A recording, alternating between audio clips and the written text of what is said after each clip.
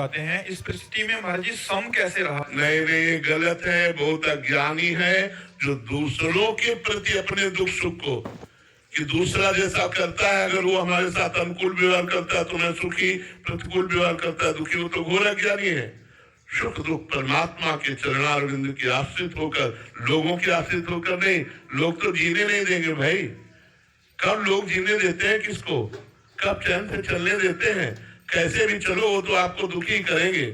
चाहे जितना परोपकार करो आपको परिणाम में दुख मिलेगा, चाहे जितना आप हित करो परिणाम में आपको गाली देगा। संसार का स्वरूप ऐसा है। हम लोगों के दिए हुए सुख दुख से सुखी दुखी ना हो, हम परमात्मा के चिंतन से सुखी रहे और दुख को परमात्मा के चिंतन के प्रभाव से सहले, ऐसे हमें बनना चाहिए।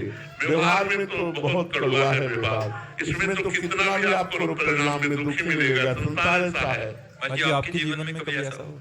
पूरा जीवन ही है, पूरा जीवन ही है। किसी भी संत का जीवन देख लो, परोपकार करने पर भी परिणाम में प्रतिकूलता ही मिली, अनुकूलता नहीं मिली। अरे पूरा जीवन दुख में गया भाई। पूरा जीवन जब खाने योग्य थे तो खाने का नहीं था, जब खाने की सामग्री आई तो खाने योग्य नहीं रहे। हमारा मालिक बड़ा खिलाइए, बड़ा खिलाइए। आपको कभी महाराज जी रोष नहीं आता? हमें हाँ भाई इस बात पे नहीं आती। हमें इस बात पे गुस्सा आती है कि कम से कम साधकों के साथ इतना कपट का व्यवहार तो न करो। जो तुम्हारे लिए जिंदगी समर्पित किए हैं, इतना छुपाव तो मत करो। एक बार मुस्कुरा के अगर उनके मानस पटल पर प्रकट हो जाओगे तो काम क्रोध आदि की जो वृत्तियां उनको जलाती है वो नहीं जलाएंगी। हम इस बात पर उनसे नाराज हैं।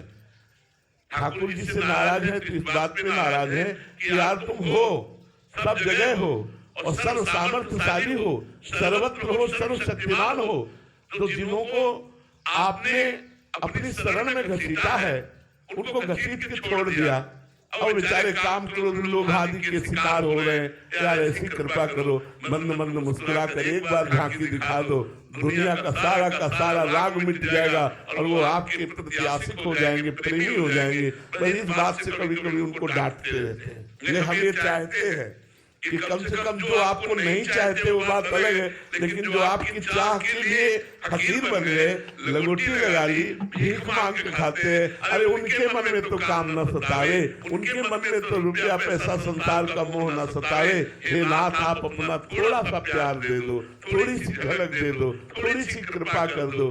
पर वो कुछ ऐसा उनका विधान होगा जो हमारी बात नहीं सुनते। नहीं, हमें लगता है कि साधक की आंतरिक वृत्ति को सुधारने के लिए इनका रूप काफी है।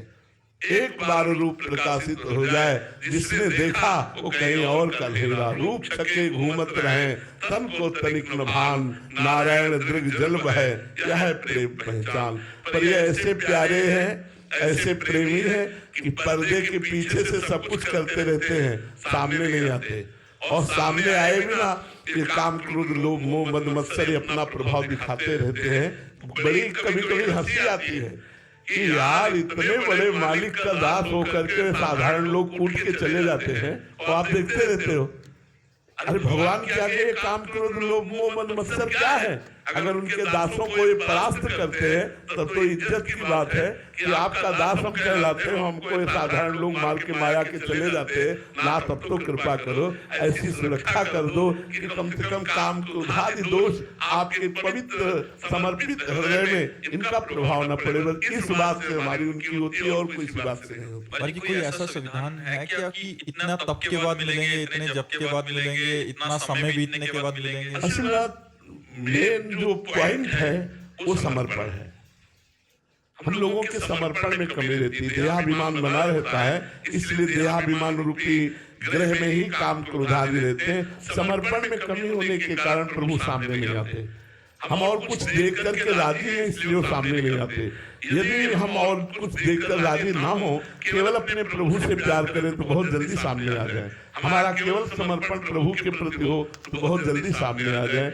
हम लोगों में त्रुटियां हैं, इसलिए अब वही दूर करेंगे, वही अपनाएंगे। Arjun, soldier returned from army.